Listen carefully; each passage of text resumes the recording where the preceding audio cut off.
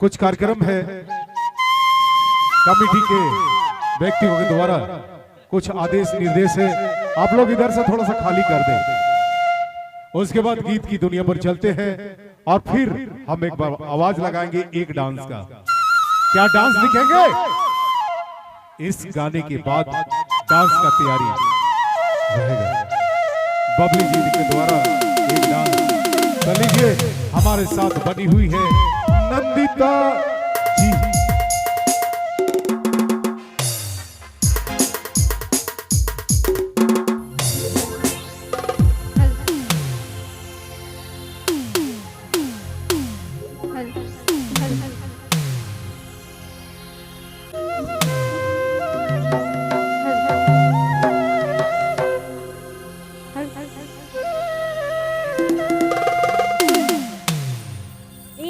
सोना लोहर लगा में